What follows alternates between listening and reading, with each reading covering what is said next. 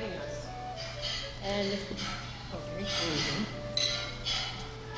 so we just wanted to give you a sense of what you're going to hear here today.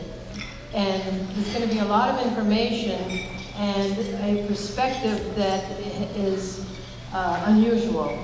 And these films that are coming up this week will present various other perspectives. And our perspective comes from the evolutionary upward spiral of the consciousness of humanity and the role that the Mayflower Pilgrims, our ancestors, and the Native Americans have played in that and will play in that as we all go forward into the future. We carry forth the vision that our ancestors brought here, that the framers of the Constitution brought forth for America.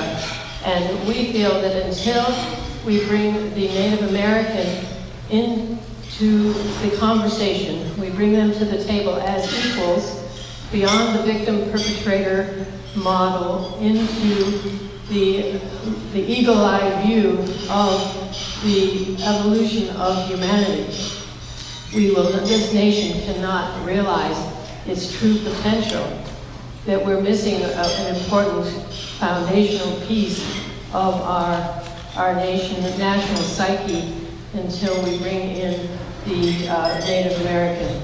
So we are going to give you a perspective that will lay a foundation for us to go forward. So it's a real honor for me as an Englishman to be here. I'm not a Mayflower descendant, but I did arrive on these shores on Thanksgiving Day of 1969, which is 46 years ago. And it's been quite an adventure and continues. And one of the most interesting things I have encountered so far in my American sojourn has been Connie Baxter Marlow here being a Mayflower descendant and getting me involved in all this extraordinary stuff. I'd never heard of Squanto, I'd never heard of Massasoit, I'd never heard of Bradford, and on. And now I'm writing novels and making films on the subject, and it's very interesting. It's wildly dramatic. It's almost highly unlikely that you folks are sitting here in this room. How could it be? Is there such a thing as God's providence, perhaps? Otherwise, I don't think anyone would be here. It's interesting. This just went, why did the screen go okay? Oh, it wants me to join cable Wi-Fi. This is exciting. Excuse me. You can talk, honey. Why it's doing that. So it's going to be a quick sweep of the history, starting back in 1606 with the Scrooby Covenant. We'll very quickly review the adventure that resulted in the Mayflower landing at the end of 1620 at Cape Cod. Then we'll go very quickly into the Native American side of the story. What was going on before the Mayflower? Who was here? Why did the Mayflower land and find an essentially empty place? How could that be? Very interesting. I think I can say that we are about to make an announcement. You are the very first people to hear it, people, period. I've kept it very close to the chest. This is a historical discovery that attending, for example, the NEH History Conference at Plymouth Plantation last October, and listened very carefully to those 20 leading historians to see if they saw what I saw, and the answer was no, they didn't. It's to do with the disease, the pandemic, whatever it was that took such a high proportion of the native people out 4 years roughly before the Mayflower arrived. And then all the misbeliefs, the misunderstandings, the current situation. So we're going to look at that. Then we're going to go into an idea, the challenges that we face to really, it's as much as anything for me about healing that split between the red people and the white people and that history that's become so painful. And then proposals for resolution, and then coming from a completely different, higher place that sees us moving forward into the future, giving honor to both the Pilgrims and the Indians. And I'd like to start with the Scrooby Covenant.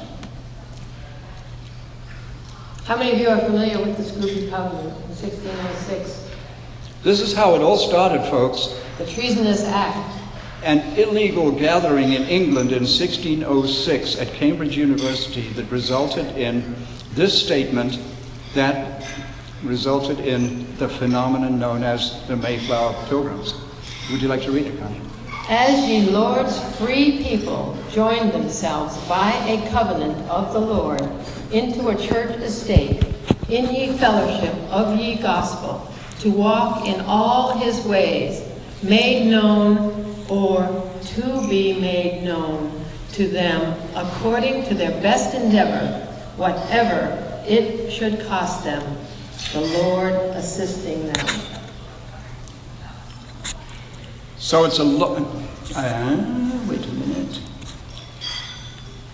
It's a very long and complex story, and I imagine that most of you in this room know most of the facts, so you'll realize that we are skipping. We're just going to sort of the salient points, such as this picture, which represents the departure from Europe, from Holland, where the folks who had spent their 12 years in Leiden got on the Speedwell, went to England famously to join the Mayflower. And as we all know, the Speedwell didn't speed very well.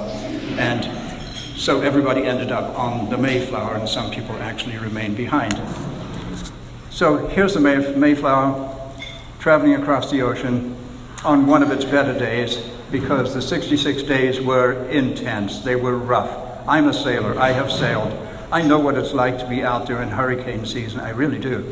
It's a relative miracle that I'm standing here today, because certain old wooden boats held up amazingly well, and if they didn't, I would have become fish food, you know? And then landfall. After that 66 days, actually to sight land. An extraordinary feeling, obviously, of joy, I would imagine mixed with terror. What are we about to do? What are we thinking? Are we crazy? Before landing, Connie? Signing of the compact, which we're celebrating here today. And this is the first document of democracy in the Western world. And it's important to note that it brought those principles of equal and just laws serving the common good, and that they were forming themselves into a civil body politic and electing governors and offices and officers to serve the governed. And as you all know, you have the compact here, but we have a couple of the salient points here, which you've just read the covenant, so the compact, right. So we can do a couple of quick little bits. Having undertaken for the glory of God and advancement of the Christian faith and honor of our king and country a voyage to plant the first colony in the northern parts of Virginia, Massachusetts, do by these presents solemnly and mutually in the presence of God and of one another, covenant and combine ourselves together into a civil body politic, to enact, constitute, and frame such just and equal laws, ordinances, acts, constitutions, and offices for the general good of the colony, unto which we promise all due submission and obedience. Having enacted the compact, there was an agreement as to how they would behave once they arrived on land. Here's a picture, somewhat fantastical. What's wrong with this picture? Can anybody point out something that's sort of unlikely? Anyone? Can you all see the screen, by the way? And if whoever cable wire fires would kindly desist. Sorry about that. Firstly, they're beautifully, beautifully dressed. Would they have come ashore in their finest costumes?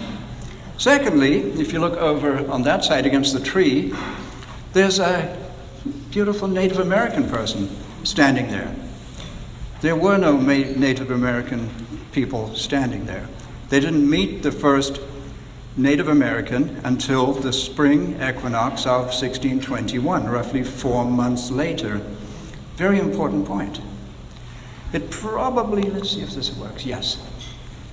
It probably looks a lot more like this. It was probably a little rougher, a little raggeder, and again, this picture has something wrong with it, if you will. women. It's highly unlikely that the ladies would have been the first ashore. But, you know, this is probably a little closer to reality. Now, onshore, observing this with a certain amount of alarm is this gentleman. Whoa, what's going on? They were not unfamiliar with Europeans. They were not unfamiliar with fishermen from many countries, Portugal, Holland, France, and England. So these gentlemen are remarkably different looking from your average Mayflower Pilgrim, aren't they? They were different in so many respects that it's extraordinary that when they did meet, they actually made friends and actually lived together for more than half a century. Do you know that that's a fact that is lost in today's America? Most people seem to believe that the Mayflower came ashore as an invading army or brought smallpox blankets and wild stories that I'm certain that you people don't believe in any sense. But Americans in general, we're discovering that at least 3 out of 4 Americans have the most extraordinary misbeliefs. And part of this talk will be about those misbeliefs. And another part will be about, well, what do we do about that? How do you change this country's beautiful origin story, this gem of half a century of intercultural friendship that then turned into a disaster owing to King Philip's War, and I think we all know that. So, a little history. What was going on at the time? The French were up to the north. You had New France, you had the English settlers coming in, and this is not a very accurate map, but it just gives an idea of the areas that are today the maritime provinces of eastern Canada, Nova Scotia. Very important place for this story we're about to tell you, because we're actually about to reveal something that I don't think anybody really knows. It has to do with native people from Nova Scotia. Just make a note of that. How many tribes were there at the time? Can you count? There were dozens or hundreds of different groups speaking different languages, having different cultural mores and social structures. Some of these names, if you could read them, would be familiar. Many, they simply don't exist anymore. They've passed, they've been assimilated, they've died off. We don't know. We're sorry that the screen is so small that you can't really see much, but... Yeah, in fact, that's a real apology. The screen is provided by the facility here, and we were sort of appalled to see such a tiny screen. Around about 1936, this will be more familiar. There's Cape Cod, clearly. There are the Wampanoags. There are the Penacooks and the various tribes to the north, the Nipmucs, the Mohegans, the Mohawks inland. That was pretty much the situation round about 1620. It had changed radically in the years immediately prior to the landing of the Mayflower, which is why the Mayflower landed and there was nobody there. There was a major change, which we'll talk about. If you look at those tribes, you will see on land, you'll see the Penobscot, the Passamaquoddy, my goodness, I can barely read them, the Wawanok. But what I'd like you to notice is and I think I can point this out. Yeah, here we are. Do you see those guys? The Mi'kmaq. What are they doing out in the ocean? Don't Indians live on land? Whoa, that's you. Yeah, careful. Most people think the Native Americans lived on land. There was one tribe that was a seafaring tribe. They lived on the island known as Nova Scotia today. I don't know what they called it. They today are called the Mi'kmaq. There was a time they have been known, you'll find them in Bradford, and they are called the Taratines, ye Taratines. And they were very, very fierce, powerful warriors. And they had a technology that gave them an immense advantage over the other tribes. Now remember, this is before the coming of the Mayflower. So what was going on during those years before the Mayflower? Firstly, we had villages on land. This might be a typical native village. We've learned subsequently that they had cycles and they planted their corn close to the ocean and then harvested their crop and moved inland for the winters and so on. But this was not known to the Pilgrims at the time or to John Smith when he came in 1614. How did they get around? One way was, anybody here been to Plymouth Plantation and seen down at the Wampanoag village, they're making these great big dugout canoes out of single tree trunks, right? That mode of transport is called the mashoon, and we call it a dugout canoe. Is it a high-speed mode of transport? No, it's sluggish. Can you get lots of people in them? Well, if you make really large ones, and there were huge ones, you can. But generally speaking, they were pretty darn slow. What did the guys up north have? Different technology. They had the birch bark canoe. They did not have mashoons. They did not have big trees up there, I don't believe. And they had developed this very high-speed technology because they were a raider culture. By a raider culture, I mean that they didn't raise their own crops. The people to the south raised the crops, and this time of year, down would come these canoes with these fierce warriors and return with a fine winter's load of corn and beans and squash and fair young maidens. Okay? That was the life they had developed in order to survive up in Nova Scotia. So you might have had a scene like this. Trading happening with these large boats that could transport large numbers of people. Okay? This is important to our story because this is what was going on before the coming of the Mayflower. And you could have this, a scene like this, with literally an armada of canoes. And if you look at this picture, it has a couple of alarming things. It has an awful lot of fierce-looking warriors, and a number of them, I don't know what to do about that, so I'll just keep blipping it out. A number of them are apparently firing muskets. Muskets, excuse me? Well, the Micmac, or the Tarratines, were the first to befriend the French. And the French armed them with muskets, which gave them an enormous advantage. Aside from their high-speed transportation, they now had guns. This changed the balance of power in northern New England.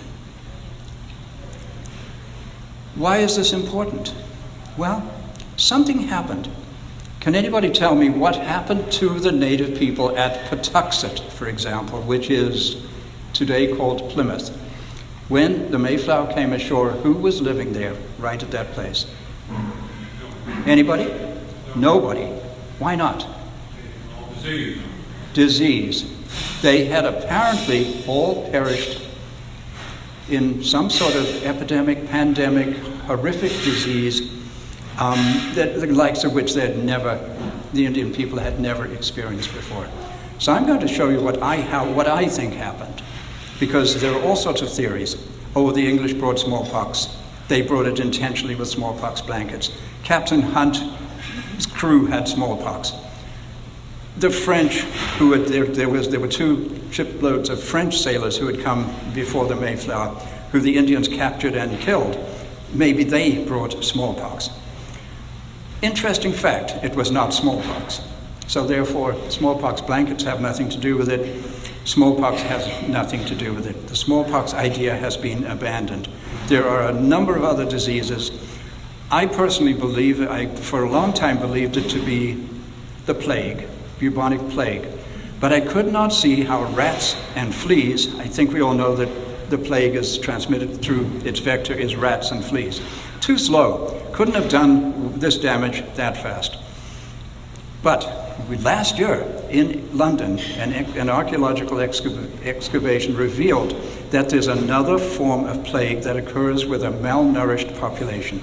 Was the population of New England malnourished in those years between, let's go to the slide, 1607 to 1619, there's a phenomenon called the Tarratines' War. Does anyone here know about the Tarratines' War?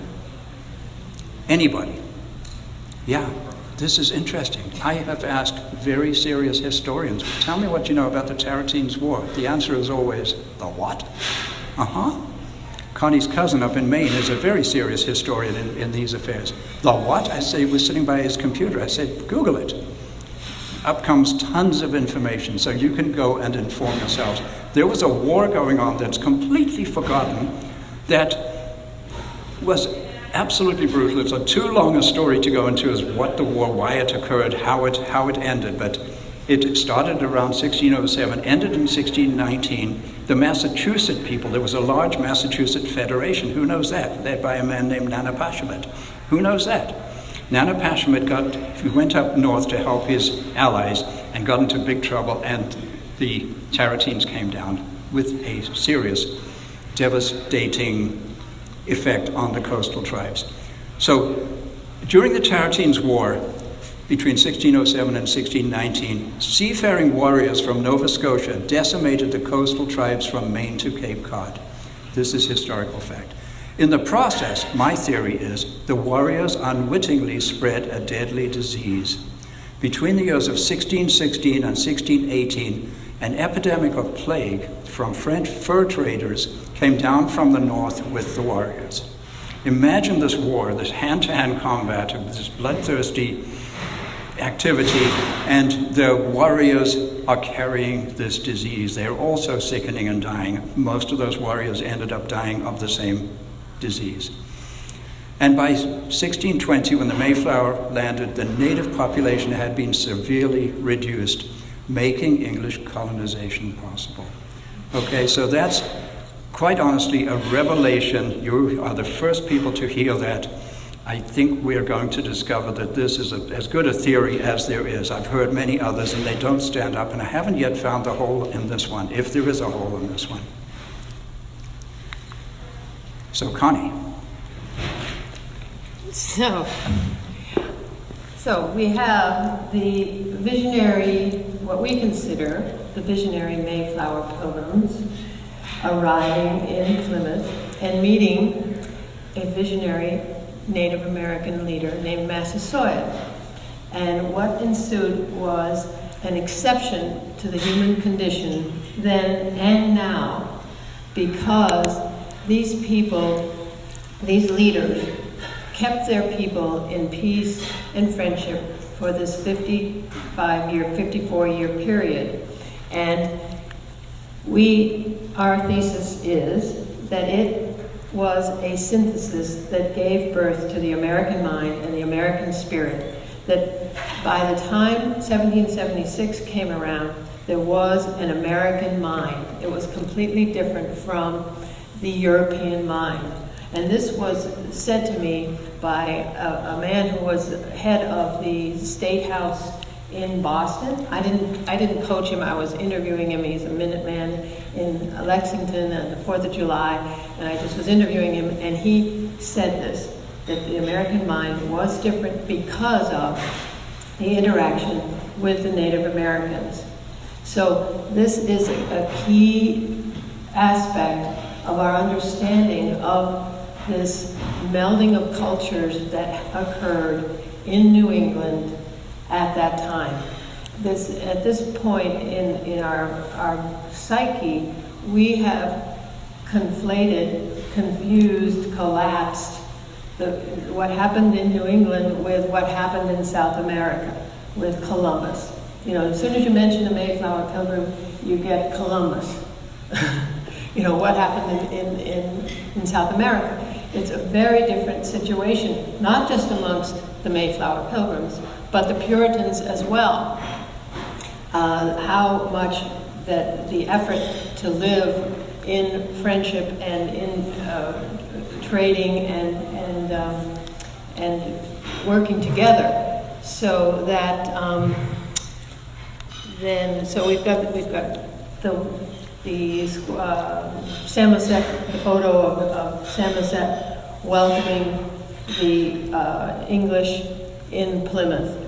And we've got meeting Massasoit, that they came and met with Massasoit, created a peace treaty that lasted 50 years. And this treaty Here are the salient points of the treaty. That neither he nor any of his should do hurt to any of their people, meaning the Pilgrims. That if any of his did hurt any of theirs, he should send the offender, that they might punish him. That if anything were taken away from any of theirs, he should cause it to be restored, and they should do the like to his. If any did unjustly war against him, they would aid him. If any did war against them, he should aid them. He should send his neighbors, confederates, send to his neighbors, confederates, to certify them of this, that they might not wrong them, but might likewise be compromised in the conditions of peace. That when their men came to them, they should leave their bows and arrows behind them. That King James would esteem Massasoit and his friend as his friend and ally. So this is extraordinary. Not only the fact that it was created on the first meeting of Massasoit and Governor Carver at the time, but that it was upheld for 54 years through thick and thin.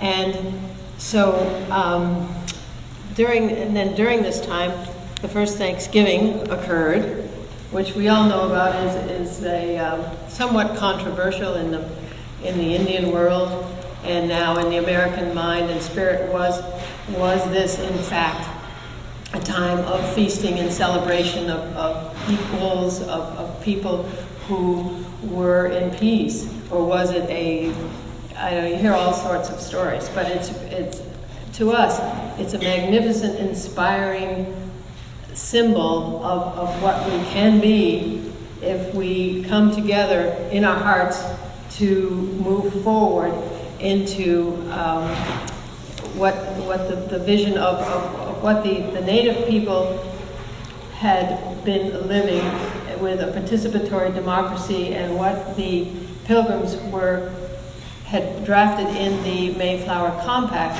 with the democratic principles that were in the compact. So there are several different. Are we still up, John? Are we still up on this? There are several different visions of what this meal looked like. The one up there is a very well-known image. Here's another one. It was actually an immigration meeting, and it says there, chief signing executive order letting you stay in country. Don't think so, but it probably looks a bit more like this, which was a very prayerful gathering with the native people involved, but sort of over there, and a certain amount of fear, I would imagine, to begin with, but gradually it lasted for 3 days. They exercised their arms, which means they fired off their muskets. The Indians did all sorts of things. They ended up playing games and having a whole lot of fun, it sounds like, if you read the account. There's a version that looks like this, which is it just doesn't seem to me that that's what it looked like at all.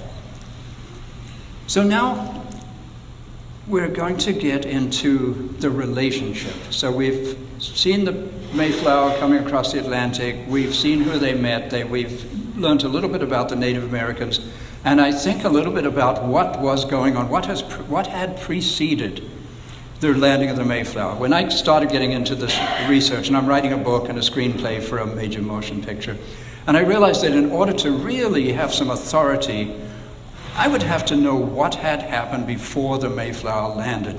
And you cannot go to Plymouth, Massachusetts and learn that, because those people, as we well know, are gone. There are no survivors of the Patuxet people who could go and say, tell me what happened. Everyone there, every native person there is from somewhere else.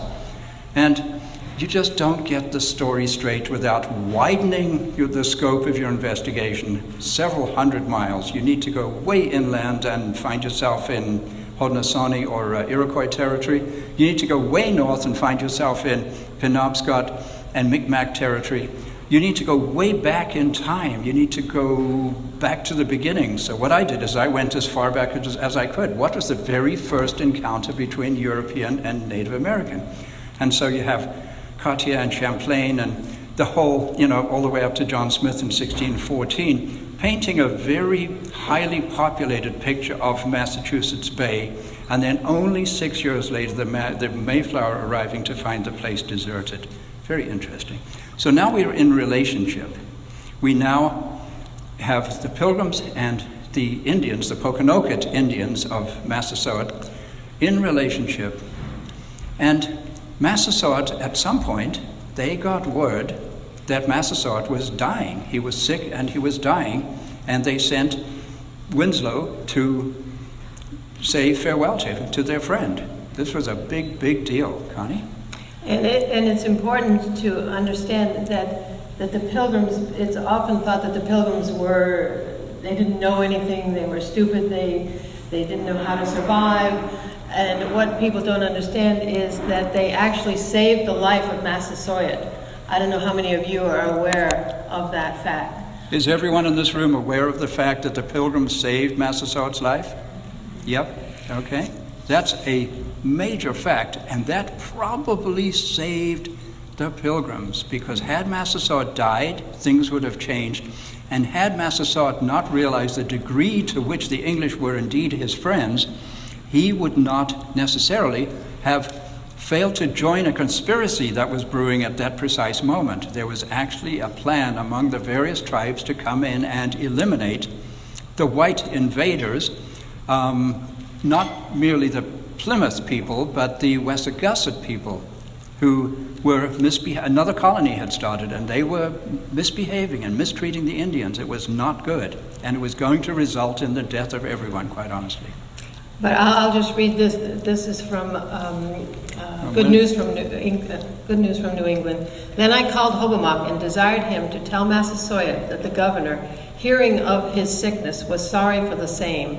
And though by reason of many businesses he could not come himself, yet he sent me with such things for him as he thought most likely to do him good in this his extremity. So this is written by Edward Winslow. And whereof, if he pleased to take, I would presently give him, which he desired, and having a confection of many comfortable conserves, etc., on the point of my knife, I gave him some, which I could scarce get through his teeth. When it was dissolved in his mouth, he swallowed the juice of it, whereat those that were about him much rejoiced, saying he had not swallowed anything in 2 days. Well, Massasoit miraculously recovered within hours and had been sick and dying for days, hadn't passed the stool, hadn't swallowed, was very ill. So this is what we're bringing to the table for the general public is information that totally deconstructs the misinformation and the myth around the Pilgrims and Indians. Now, what was going on at precisely this time is something that we could call the Wessagusset affair. This other colony was at a place, the Indian name of which was Wessagusset. Today it's called Weymouth, Massachusetts. And after Massasoit was healed and saved by Winslow, he issued a warning. I'm just going to give you the quick points here. He gave a warning through Hobomok. Hobomok was a native friend of the Pilgrims who became their guide. It was Squanto or Tisquantum and Hobomok and one other who became the Indian men who really helped the Pilgrims. Massasoit issued a warning. He then gave instructions to do something horrific that the Pilgrims would never had done. However, if you didn't, you were dead. What do you do? So, under the guidance of Hobomok, some events unfolded. Miles Standish killed 6 or 8 sachems, Indian chiefs, under the instruction of Massasoit, in the presence of Hobomok, who took Standish and 8 men and said, that man, that one, that one, that one, take them out. And it's a wildly dramatic story. They actually did it with the Indians' own knives in hand-to-hand combat. These little, Standish, Captain Shrimp, they called him, and these great big 6'4" Indians. How did they do that? I don't know. And what's really interesting, and it emerged from this conference at Plymouth Plantation last year, that this consolidated Massasoit's power base. The natives who were conspiring against the Pilgrims were also Massasoit's enemies. And by getting rid of them, the effect was that he became the most powerful Native American in New England, the wealthiest, the most powerful. It's an interesting, without that, the history could not have been what it was. So the Wessagusset affair starts out with Massasoit recovering from his near-death experience and saying, "Now I see the English are my friends and love me, and whilst I live, I will never forget this kindness they have shown me." That, I believe, was a major turning point. Without that event, I don't see how your ancestors could have survived. And then, as they were leaving, Winslow writes, "At our coming away, he called Hobomok to him, and privately, none hearing save 2 or 3 of his Paneses, who are of his council, revealed the plot of the Massachusetts, before spoken of, against Master Weston's colony, and so against us, saying that the people of Nauset, Pamet, Sucanet, Matachiest,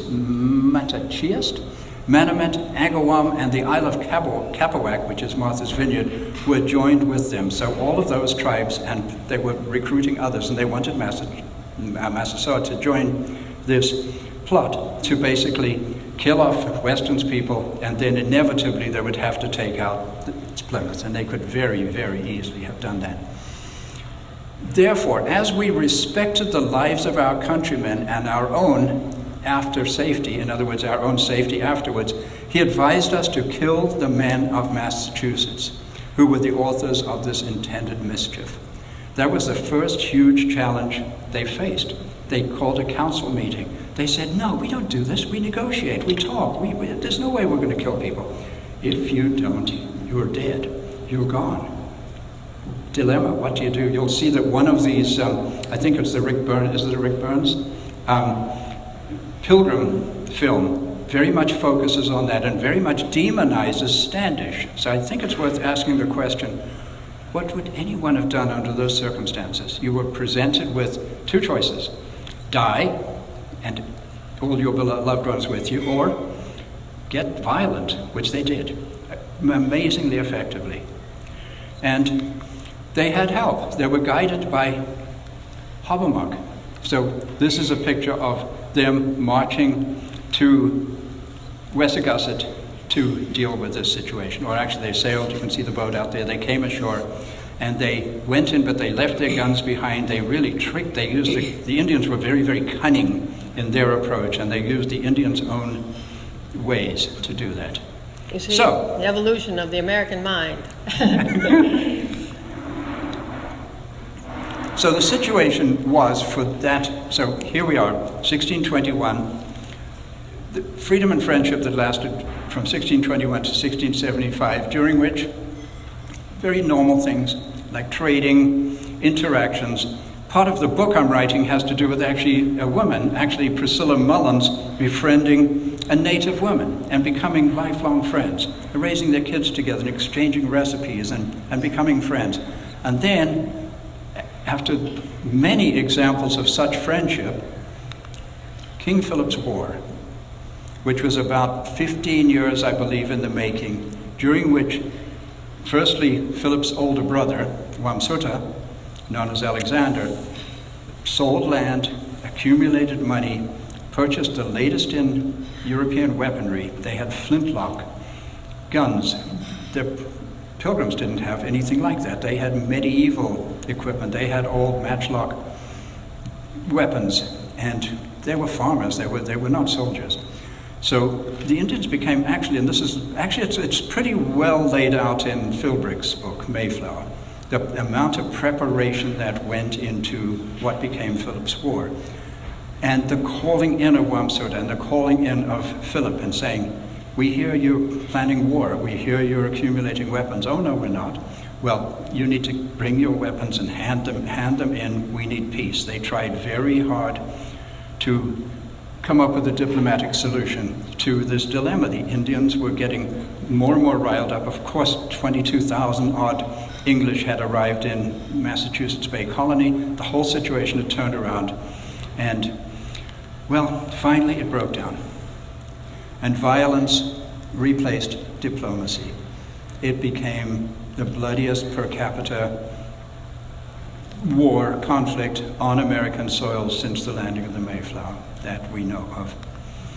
So here are a few violent, scary scenes. And as Connie will say, It was a tragedy, really. It was a civil war between families who had known each other for this 50 years, a second generation of people who had lived together in peace. And so it's not just a we-they situation. It's any civil war becomes a tragedy because it's families against families, it's friends against friends. It's as I said, not a we-they, black and white situation.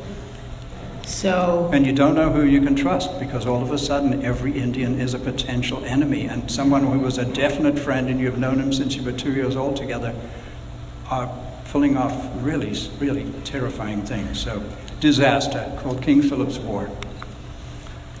And we're just going to jump now because after what happened with King Philip's War, of course, is I hear numbers anywhere from 800 to 2,500 English died. More Indians died than that. Ultimately, the natives lost. It was touch and go. The Mohawk actually came on the side of the English. Had they come on the side of Philip, who knows what would have happened. But after that war, the Indian basically disappeared from history. They were sold as slaves off into the West Indies, and they disappeared. So all we have in the historical telling of the story is Squanto and the Pilgrims and Thanksgiving. So the story has been out of balance from the beginning, because in the beginning it was just these amazing pilgrims doing this amazing stuff, and here's Squanto, and here's the Thanksgiving dinner, and off we go into the great white American dream. Okay, so what has happened is that the pendulum has swung the other side now and is demonizing the Pilgrims in order to make the Indian look better and bring the Indian to the stage in a powerful position of victim, and the guilt of the white man and the anger and victimization of the Indian has what we believe this country paralyzed in a moral dilemma of guilt and blame and shame. I mean, how can a country go forward and become this great light to humanity when we have our origin story locked in blame and shame and guilt? So that's what we're attempting to do with this work. And then, if you see the fifth point down there, the 1960s.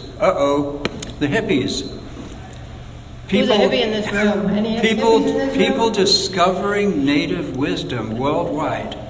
What happened in the 1960s? Indian gurus started coming over from the East.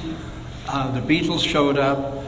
And white American kids ended up going to Indian reservations and getting into sweat lodges and peyote ceremonies and sitting with native elders. And what I believe was happening was that we, the people, the white people, were for the first time really going, wait a minute, these people, the indigenous peoples of the world, have something really important that we have ignored. They were ignored firstly because they didn't appear to have religion, or they didn't have a recognizable religion to the very Christian people who settled the country. Slowly we realized that what they have to offer is precious. And this is a really important part of our work. Our work is not Indian bashing. It's restoring the balance, or creating a balance that's never been there. It's about honor for both the Pilgrims and the Indians. The native peoples of the world are precious to all of humanity. And have something to bring to the party. Even in the 1500s, there's always been our dream of utopia, our dream of what the American Constitution promises, and the Declaration of Independence. You know, liberty, justice, abundance for all, the great American dream. We can all have it, right? Well, that was, even in the 1500s when Sir Thomas More wrote the book Utopia, that came from reports from the Americas of Indians, native peoples living without property, in total sharing, and reverence for life. And what I've spent 30 years with Native Americans, and what I discovered from being with them is that reverence for life, is that whole baseline of cosmology that is missing in our Western mind and thinking. So that's why we're speaking that there is a future yet to come to pass from bringing our understandings together and going forward together, that there's something missing. There's something that the Western heart and mind has always yearned for, but has never achieved. And in fact, the native people hadn't achieved it either, because they were doing the same things to each other, even though they had this cosmology and this connection. And also the West, we have Jesus Christ himself, who walked this miraculous life and shared these miraculous teachings that we all aspire to. But what did Christianity do with his teachings? So this dichotomy in the human psyche of what we dream we can be as opposed to what we are. And I think that's what's on the table right now. If you look at the world situation, it's a human problem. It's a human challenge. Okay, how are we going to get beyond what's on the stage today? And there's no way of saying, oh, it's this problem or that problem, this race, that country, this, that, the other thing. It's about humanity, looking at the evolution of humanity. Where are we going to go from here? So, all right. So the 1960s, this discovery that the natives had something precious. Around about the same time, something else began, which was the natives themselves began to become activists, began to rise up, began to demand their rights, began to protest at their treatment. And it's absolutely true that the native people of this country have suffered enormously as a result of the arrival and the takeover by Europeans. Nobody can contest that. So in the 1970s, we have the emergence of AIM, the American Indian Movement, which I sort of jokingly call the Angry Indian Movement. It was a very angry, protest-oriented movement that ended up with some real violence. FBI agents were killed. One of the native leaders, Leonard Peltier, is still sitting in prison to this day, and it was a very tough time indeed. And in Plymouth, Massachusetts, we actually had Frank James. You aware of the native man Frank James? Of Frank James. Also known as, he took the native name Wamsuta, which was King Philip's older brother. And he was asked to present a talk at a Plymouth Thanksgiving Day, and the talk was actually suppressed. It was regarded as too radical. And so he started a movement in Plymouth, which resulted in lots of Indians coming in, getting vocally, verbally abusive to white people in Plymouth on Thanksgiving Day. They've renamed Thanksgiving the National Day of Mourning, and Thanksgiving has now become a symbol for everything bad that's ever happened to the native people of all of the Americas throughout history. And I call it a case of mistaken identity, because the Mayflower Pilgrims were the most like them, what they desired. What you read in that covenant is the essence of the native way. The Lord's free people, they don't use the Lord. The Creator's free people. If you just switch out providence and Creator, from this providence-based paradigm that the Pilgrims, that the founders of this country had, the native people have a Creator-based paradigm, a trust-based paradigm. On our coins is "In God We Trust." Okay, so that Creator-based similarity between us all. So I'm going to accelerate a little here because we only have about another 15 minutes. You see, last term there, revisionist history. What began sometime in the 1960s, it may have become much earlier. We're finding evidence of this actually back into the 1920s, the 19-teens. Revisionist history, people stepping up and saying, no, no, no, it wasn't the way you heard it. No, they didn't meet. No, they weren't friends. And all sorts of crazy misbeliefs were propagated. So we'll get into that very quickly. Howard Zinn wrote a book called The People's History of America. And Wonderful should book. be ashamed of himself. Well, wonderful, wonderful book, taking the viewpoint and the side of the underdog. But I don't think he did his homework. Certainly in regard to the Pilgrims, which I know something about, he talked to the wrong people is what he did. Because if he spoke to the wrong people, you got this misinformation that I personally believe to be misinformation. So you had revisionist history resulting in this phenomenon called the National Day of Mourning, which started in 1970, continues to this day. We will be there at the National Day of Mourning on Thursday in Plymouth because we show up. We're friends of the Indians. We love the Indians. We've gradually been developing trust by decades of just showing up and staying quiet and being there and them knowing that you come back. And I hand out We Are Family buttons. Connie made these buttons with a turtle on and uses Indians walking around with this We Are Family. Now, now we're going to get into the challenges we face to resolve. There's a situation. I think we've expressed the situation. Here's one of the challenges, is this belief system, this system of these, and I just selected 10 common misbeliefs. I'm going to go through them very quickly. Because we have a handout here with yeah. misbeliefs and the fiction and the fact. Yeah, please make sure you pick up a copy of the 10 common. We're running out of time. Maybe we should just totally skip this. So, do your own. Misbelief number 1. The Pilgrims gave the Indians smallpox-infected blankets, wiping out 90% of the indigenous people of New England. We have found that something like 3 out of 4 Americans actually believe that. It was a boggling discovery. And we now have artworks like this. Now, I don't know if you know it, but there is no evidence ever of smallpox blankets ever being used, and that technology ever working. It was certainly discussed hundreds of years after the Mayflower. Keep moving past. The Pilgrims were welcomed with open arms by the Indians. Well, the first encounter was an attack with a shower of arrows, so it wasn't the warmest welcome in the world.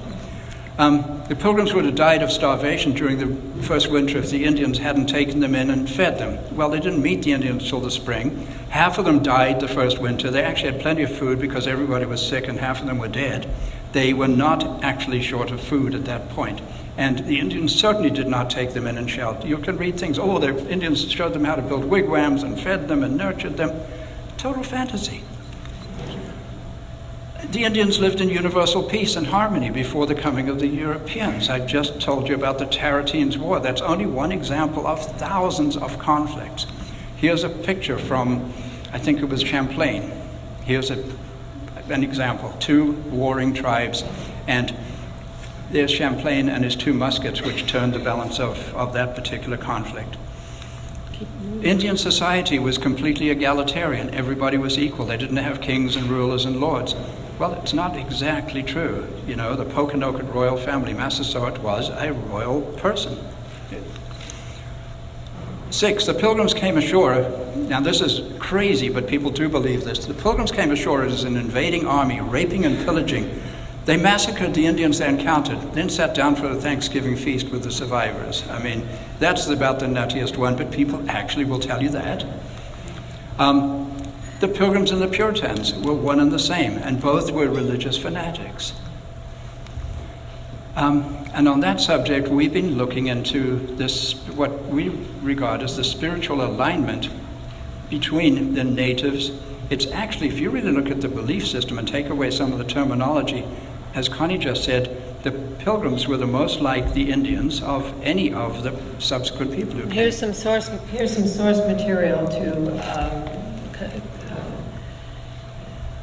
what word am I looking for? Confirm that. Okay. Further, observing us to crave a blessing on our meat before we did eat, and after to give thanks for the same, he asked us what was the meaning of that ordinary custom. They were in the home of Corbitan. one of the Indian chiefs who didn't like pilgrims very much, but after they saved the life of Massasoit, he was thrilled to have them as his friends. I told them that whatsoever good things we had, we received from God, as the author and giver thereof, and therefore craved his blessing upon what we had, and were about to eat, that it might nourish and strengthen our bodies. And having eaten sufficient, being satisfied therewith, we again return thanks to the same our God for that our refreshing. All of them concluded to be very well, and said they believed almost all the same things, and that the same power that we called God, they called Khitan. And that's from Edward Winslow's Good News from New England. Misbelief number 8. The Pilgrims were incompetent, ignorant convicts who were expelled from England. Once they landed, they had no idea how to fend for themselves. Well, here's one of those incompetent pilgrims. And here's what they built by 1624. They were not that incompetent. In fact, they were educated, they were farmers. The country they left in England was not that different from New England. And as you all know, I'm sure, that Scrooby Covenant was a treasonous act. It was against the law to gather outside of the Church of England, and it was against the law not to attend the Church of England. So that's where they were convicts, they were criminals. I guess that's where that comes from. Another great misbelief is that the Indians never harmed anyone. The Europeans came to North America and massacred the peace-loving inhabitants. Well, it went both ways. The Jamestown Massacre happened 1 year to the day after the Massasoit Treaty. And when the news of this reached New England, it's a miracle that everybody didn't get on boats and go back to England. But they stayed and they kept the faith and they kept their relationship with Massasoit and the Pokanokets. And finally, we all know that at the end of King Philip's War, Philip's head was taken and put on a pike and hung on the fort at Plymouth for decades. Why? His people had killed an awful lot of English people. And that's what happens. The first heads that were put on pikes were actually done by the Indians in June of 1675. So the fact is that when you have behavior like this, it has consequences. And if I were to do that, my head would probably end up on a pike. So, so the challenges we face are firstly these misbeliefs. Secondly, the total lack of information about the Tarleton's War. Because if it could become widely known that the disease epidemic that took the Indians out was certainly not intentional by Europeans at all. It originated, I believe, with the French, but it was disseminated, it was spread through a native and intertribal conflict. So we're talking here about what we call the human shadow. The white man's shadow is very much on the table these days. We are feeling, is there anyone in this room who feels guilt about what the white man has done to the indigenous peoples of the world? Is there anybody who doesn't feel guilt? How could we not? Our behavior has been horrific. However, the other side, every time I go to a specific event, a massacre or something, and I look at what happened before, there's a film called The Dakota 38. Have you seen that? During Lincoln's time, where they hanged, the evil white people hanged 38 Lakota men. Did they do anything to deserve that? Well, they had just slaughtered 500 white people, men, women, and children. 300 warriors went in, and then the authorities or the army went in and grabbed 38 of the leaders and hanged them. The biggest mass hanging ever. But when you hear the story told, there's no mention of what they did. It's just always us doing horrific stuff to them. So it's about the balance. What's to be done? We could ignore it and it'll go away. No, it won't. I don't think so. So how do you, this is a profoundly, it's worldview, it's belief system that yes, horrific things happened, but also, yes, before the horrific things happened, there was half a century of peace and friendship. We could have continued that. The decisions that were made that resulted in the violence were just unfortunate, and I personally wish humans didn't behave that way.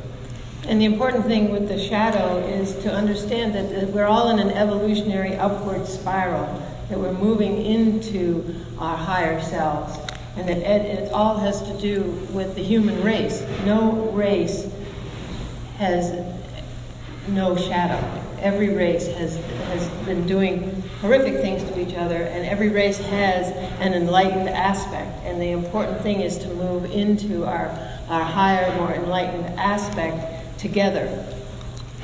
And as historians, as we go exploring these things that happened hundreds of years ago, how do we balance oral history with the written records that we have? All we have, we Europeans have this thing called writing. We, for centuries, have written things down. We've reported things. There were eyewitnesses to events that wrote them down. They may not have got it right. They may not have understood what they were seeing. They may have had an agenda. They may have distorted whatever the truth is of what was happening, but in a certain sense, it's all we have. And yet we go and talk to our native friends, and they tell us something, and we say, how do you know that? They said, my grandmother told me. My grandmother would not lie to me. But how do you address that? How can that grandmother be telling what happened 400 years ago, and it's been handed down and handed down and handed down? And the stories we hear are so insanely different, the kinds of things we've been hearing. So, what do? If we're going to resolve this, we need a new perspective. We need a new conversation. We need somehow to come together. Connie and I are looking for a way, or multiple ways, for Native people and whites to come together in council, in dialogue, in conversation, and just listen to each other. In the absence of shame, blame, guilt, anger, what do we do? Can we get together? Can we sit down? Can we talk? What do we do when we have a family blowout? We go and spend a lot of money on a therapist, or, ultimately we sit down and we see what we can do to work it out. It's going to take a whole lot of understanding, a whole lot of compassion for ourselves to let go of our own guilt for others. We've got to listen to one another. We've got to truly listen without contradicting, without trying to correct people. You're sitting across the table from someone, they tell you something that sounds outrageous. The stuff I say is outrageous to someone whose grandmother told them something different. But just to have an agreement where we can say, okay, we're going to simply not challenge, we're going to listen. I want to know what you believe, and I'd like you to listen to me. And in doing so, to honor the Pilgrim and the Indian. Just it's not restoring the balance, because it never was balanced. Maybe it was at the very, very beginning. So, we're talking about the founding of this country. We're talking about the beginning of this phenomenon called the United States. And a term we've developed for it, it's an intercultural synthesis in 3 acts. The first act was 1621 to 1675. English people came to New England, met the Indians, and changed. I think we're running out of time, so I know. So move right through it. 150, 170 years later, the United States was formed. The second great synthesis happened with the Constitutional Convention in 1787. The Iroquois brought in a major contribution. Does everybody know that? That the U.S. Constitution was partly based on the Federation of the Iroquois, of the 5 nations, the 6 nations in upstate New York and Canada, who had lived together in a federation that worked and works to this day and has worked for 1,000 years. According to the great law of the Iroquois that was brought to them by a Jesus-type figure, the great Daganoweda, the great peacemaker, brought a higher way of knowing and brought the warring tribes of the Iroquois together. And I think you're having a workshop or something to study that. Mm-hmm. So that's an important aspect of this intercultural synthesis that we call America. And we're wrapping it up, folks, and this is the final statement we're going to make. We are at the beginning of a third great synthesis. It's up to us to bring it into being. We can do something extraordinary that will actually help to heal this country. And here's the symbol. Hold on.